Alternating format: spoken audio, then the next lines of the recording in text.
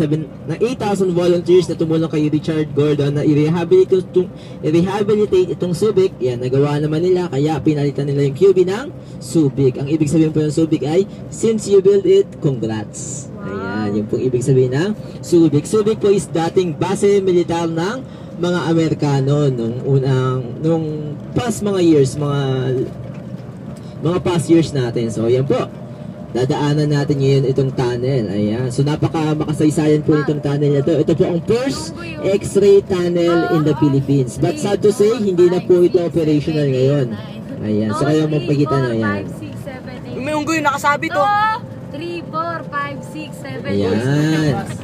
Ito po ang first X-ray tunnel, kung tawagin. Ayan. Kaya alam po, sad to say talaga na pabayaan na siya. Hindi na siya operational ngayon. Tingin-tingin po kayo sa paligid nyo kasi anytime makakita kayo ng mga monkeys dyan. Yeah! Adrian, makikita ka na namin! Nasa loob. Kaganina bago kayo nag-tour, ano ba yung nararamdaman nyo before? Pagod. Excited? Sino sabi excited? Ayan. Ang tawag sa nararamdaman nyo, alam nyo kung tawag yan? Ang tawag yan ay lukso ng dugo. Ayan.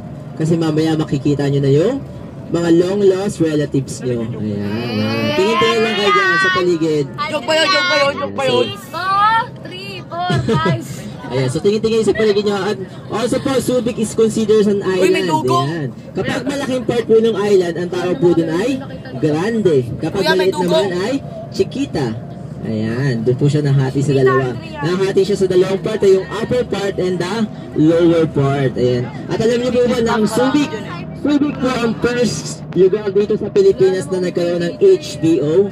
Totoo po yun. Kasi dito po sa Subic, dito po matatagpuan ang first cable company dito sa Pilipinas. Yung Far East Cable Company. Ayan. So sila po ang una nagkaroon ng cable sa Pilipinas. May tutong sa kanal. Wala naman eh. May nakapasok.